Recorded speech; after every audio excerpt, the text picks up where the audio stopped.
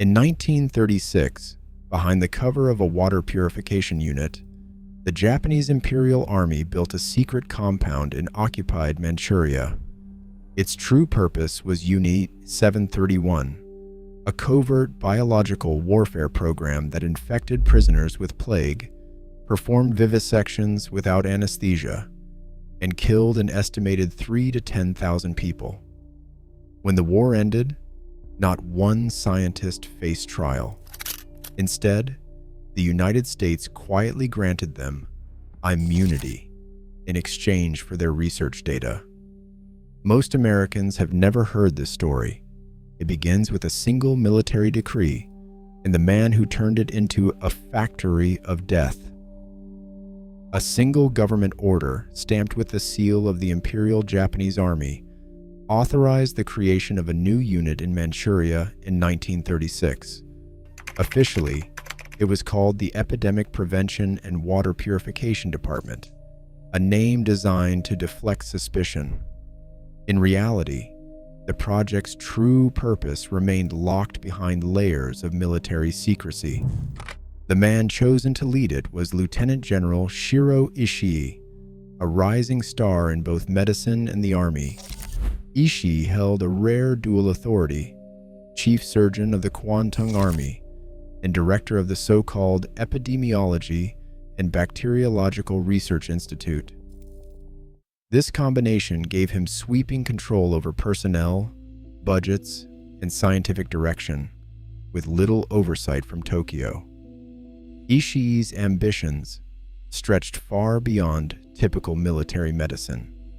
He recruited elite doctors and scientists from Japan's top universities, offering them positions in Manchuria with promises of research freedom and generous funding. Internal memos from 1936 show Ishii requesting unlimited resources and direct access to the highest levels of command.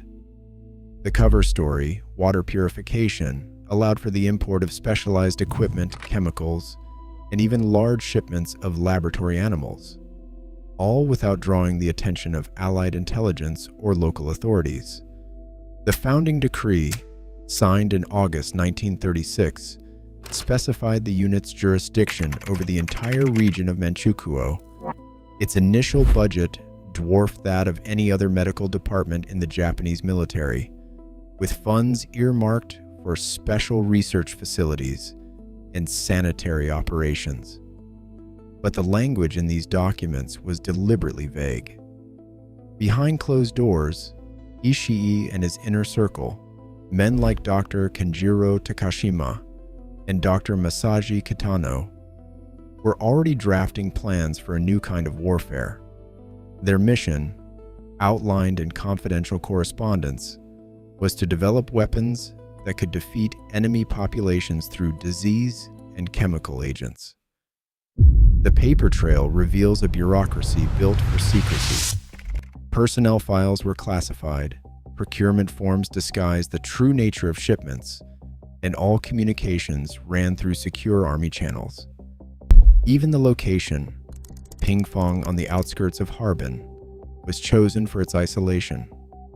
The unit's official designation changed over time, but by late 1936, the world outside would know it simply as Unit 731. Inside its gates, Ishii's authority was absolute. He answered only to the Kwantung Army Command, insulated from civilian oversight or international scrutiny. What began as a legal order on a piece of paper would soon become the operational command of a facility built for mass human experimentation. The machinery of secrecy was now in motion, setting the stage for Unit 731's expansion from bureaucratic fiction to a deadly reality. Construction at Pingfong began in late 1936, transforming a patch of farmland outside Harbin into the largest covert military research site in Asia. The compound stretched across 3.4 square kilometers, an area larger than many university campuses, ringed by electrified fences and armed patrols. Blueprints recovered after the war show a complex of more than 150 buildings, each with a specialized purpose. Laboratory blocks lined the central axis, their interiors fitted with sterile chambers, glass-fronted autopsy rooms, and reinforced steel doors. Adjacent to these stood the vivisection theaters, buried partly underground, where soundproofed walls and hidden observation galleries shielded the work from outside scrutiny. Separate barracks housed the prisoners, men, women, and children, who were referred to as logs in official paperwork. These quarters were kept isolated from the main staff dormitories, and movement between zones was tightly controlled. Procurement logs list hundreds of cages, surgical tables, and anesthesia machines delivered from Tokyo, along with bulk shipments of chemical reagents and laboratory animals. Inside the compound, concrete bunkers stored anthrax spores and plague cultures in sealed canisters, while massive fermenters, some holding up to 1,000 liters, enabled the industrial-scale production of pathogens. The facility's infrastructure dwarfed any legitimate medical operation. Incinerators and burial pits were installed to handle the disposal of bodies and biological waste. A network of underground tunnels connected the main labs to secure storage vaults and disposal sites, allowing staff to move lethal materials without detection. By 1944, Unit 731 employed between 1,500 and 2,000 personnel, including military doctors, engineers, microbiologists, guards, and support workers. Payroll records and internal rosters reveal a constant rotation of staff, with many drawn from Japan's top universities and medical schools. The scale and sophistication of Pingfong's construction enabled research that went far beyond theoretical study. Every element, from the size of the fermenters to the reinforced security gates, was designed to support live experimentation on a scale unmatched by any other Axis power. The compound's isolation, combined with its military backing, ensured that what happened inside would remain hidden from the outside world for years to come. With the physical machinery in place, Unit 731 was now equipped to begin the next phase. Systematic human experimentation would follow, carried out under the strictest secrecy and shielded by the fortress walls of Pingfong. Within the walls of Pingfong, medical language became a mask for cruelty. Prisoners lost their names and became Maruta, meaning logs, stripped of identity and reduced to raw material in laboratory records. The term appears again and again in surgical logs, a chilling shorthand for men, women, and children used in experiments that blurred the line between science and atrocity. Pathogen protocols governed the deliberate infection of prisoners with plague, anthrax, typhus, cholera, and other diseases. Technicians injected bacteria into veins, forced subjects to inhale infectious aerosols, or contaminated their food and water. Some were locked in sealed chambers and exposed to clouds of anthrax spores or plague bacilli, while others had open wounds deliberately infected to track the spread of gangrene. Every stage was recorded: temperature charts, blood samples, photographs, filling thousands of notebooks with the details of suffering. Vivisection lay at the heart of Unit 731's work. Surgeons opened living bodies to watch diseases progress, often without anesthesia. Organs were removed one by one, sometimes while the heart still beat. Researchers traced infection through lungs, liver, and spleen, dissecting tissue to follow bacteria or toxins. No one was spared: children, pregnant women, the elderly. Some logs describe experiments on reproductive organs or the nervous system, all under the pretense of advancing knowledge. Environmental tests brought a different kind of torment. Prisoners were stripped and left in sub-zero temperatures, their limbs soaked to induce frostbite. Technicians noted the moment skin blackened or tissue froze. Rewarming was attempted not to heal, but to measure the limits of recovery. Others were locked in decompression chambers, where sudden pressure changes ruptured blood vessels or caused fatal pulmonary edema. Chemical agents, mustard gas, lewisite, cyanide, were applied to bare skin, dripped into eyes, or released in sealed rooms. Staff measured the dose needed to blister skin or shut down lungs. Nutritional experiments starved prisoners, tracking weight loss and organ failure. The purpose was always to extract data for weapons or trade.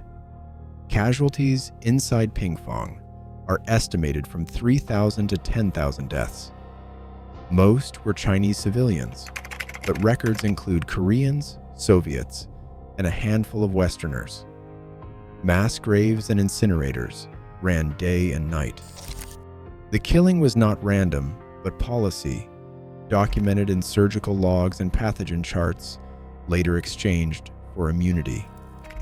These were not statistics, but lives erased, their stories hidden for decades.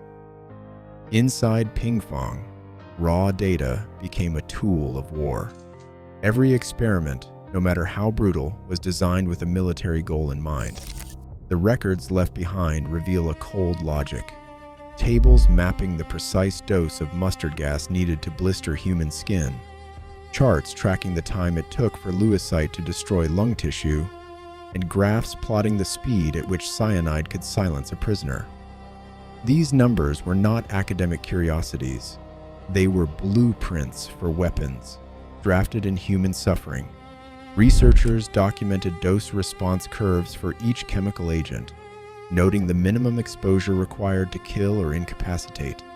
In one logbook, a series of columns lists concentrations of phosgene gas and the exact number of minutes before a subject lost consciousness. Another table marked anthrax bomb prototype, human trials, records the spread of infection after test subjects were exposed to aerosolized spores inside sealed chambers.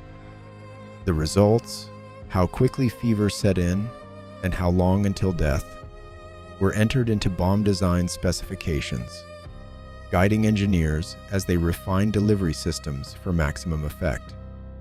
The pursuit of weaponization extended beyond pathogens. Engineers worked alongside doctors to design ceramic bombs and pressure release canisters capable of dispersing plague, cholera, and typhus over wide areas. Technical diagrams recovered from the archives show cross-sections of bombs packed with infected fleas or bacterial slurry. Field test reports describe the release of these devices over Chinese towns, followed by careful tracking of civilian casualties. Each attack served as a proof of concept, feeding new data back into the laboratory cycle. Chemical agent experiments followed a similar pattern. Prisoners were exposed to varying doses of blister agents, then observed as burns spread across their bodies. Staff recorded the progression of lesions, the onset of shock, and the point at which skin sloughed away. These details were used to calibrate munitions for battlefield use, ensuring that Japanese troops could deploy chemical weapons with predictable, devastating results. The value of this data did not end with the war. As defeat loomed, the scientists of Unit 731 began to treat their research as a bargaining chip. The notebooks, bomb prototypes, and dose tables became commodities, objects of interest to Allied intelligence. What began as a program of cruelty was transformed into a currency of negotiation, traded for protection from prosecution. In the end, the suffering recorded in those charts became a passport to immunity, and the secrets of Pingfang were carried far from the ruins of Manchuria. August 1945. Soviet troops pressed toward Pingfang, and Unit 731's command delivered a single brutal directive: destroy everything. 3 steel kilns, each 2 meters wide, were dragged into the compound's lowest corridors. For 12 hours, guards and technicians fed the furnaces a relentless stream of laboratory notebooks, animal carcasses, surgical tools, and human remains. Black smoke billowed above the fence line, and inside, the air grew thick with the stench of burning flesh. The memory of that smell would haunt survivors for decades. The purge extended beyond paper and bodies. Once the kilns reduced most evidence to ash, staff turned to the Songhua River. Underground pipes originally built for waste became the final escape route. Buckets of sludge, tissue, bone fragments, and infectious waste were flushed through these drains, carried off by the river's current. The Songhua, a lifeline for communities downstream, now bore the residue of thousands of deaths. Fishermen saw the water darken and turn foul within days. In the following weeks, Chinese health officials recorded a sharp rise in illness along the banks, but the cause remained hidden behind military silence. Destruction of records was systematic. 1,200 laboratory notebooks, packed with infection charts, autopsy sketches, and field logs, were burned in a single night. The official order, signed by senior staff, listed every volume by number and mandated the destruction of all charts and logs by fire. Photographic negatives, thousands of rolls, vanished into the flames. The goal was total erasure. Nothing that could connect doctors, engineers, or guards to the horrors inside Pingfang would remain for Allied investigators. Witnesses later recalled Japanese soldiers loading sacks of blackened ash onto carts, hauling them to the riverbank, and pouring the contents into the water. The smell, they said, what was unforgettable. Decades later, forensic teams uncovered kiln foundations and traced buried drainage pipes, and they confirmed the physical reality of the purge. Soil samples from the kiln sites still show high levels of phosphorus and mercury, chemical fingerprints of mass incineration. The Songhua River, tested years after the war, revealed lingering contamination from biological agents. This was no desperate act. Orders had been drafted weeks before the surrender.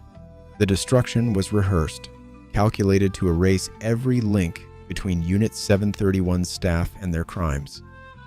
What could not be burned or dumped became a bargaining chip in secret diplomatic trade.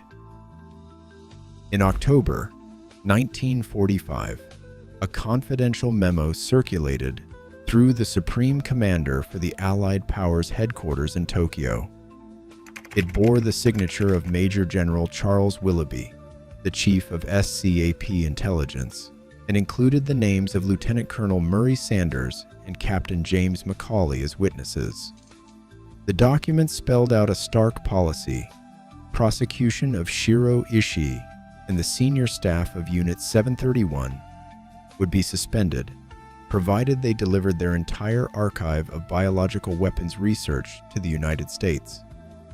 The memo's language left no ambiguity, no charges, no public tribunal so long as the Americans received full cooperation and scientific disclosure. Sanders, an Army microbiologist, became the primary American face of the deal. He pressed Ishii and his team for every scrap of data: field notes, pathogen samples, technical reports, and witness testimony. Over the next months, the Americans cataloged and boxed what remained of Unit 731's research. By the end of 1945, the manifest listed 4,800 pages of handwritten records and 2,500 bacterial cultures, including anthrax, plague, and cholera strains. These crates, marked only as biological samples, were loaded onto military transports bound for Fort Detrick, Maryland, the heart of America's own bioweapons program. The immunity arrangement was not a rogue operation. Willoughby, the architect of the policy, argued in his diary that the scientific value of the data far outweighs any moral or legal hazard. He insisted on secrecy, instructing that none of the information be used as evidence in war crimes tribunals.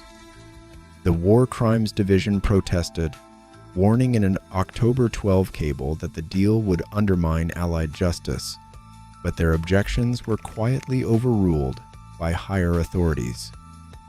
General MacArthur's staff approved the final directive in May 1947, authorizing the transfer and guaranteeing protection for Ishii and his circle. The handoff was methodical. Sanders' team spent 6 months in Manchuria and Tokyo, interviewing scientists, translating notebooks, and compiling inventories. Payment schedules were arranged. Cash rewards for Japanese cooperation were distributed discreetly through SCAP channels. The data was classified, top secret, and routed to United States biological warfare planners, bypassing any courtroom or public reckoning. For the scientists of Unit 731, the immunity memo was a shield. None faced prosecution in the International Military Tribunal for the Far East. Many resumed medical careers in post-war Japan, while their research shaped American weapons strategy for decades. The story remained buried, locked away in classified files and redacted government reports. Most Americans never learned that some of the most notorious war criminals of the Pacific Theater were granted safe passage in exchange for knowledge extracted from human suffering. The irreversible transfer of data and of justice was complete. Most Americans have never heard of Unit 731, a secret Japanese military program that turned prisoners into test subjects for biological and chemical weapons, then traded its findings for post-war immunity from the United States. This silence is not accidental. When justice is negotiated behind closed doors, history itself becomes collateral. The question that remains, what other truths are we still choosing not to see? Share your thoughts below.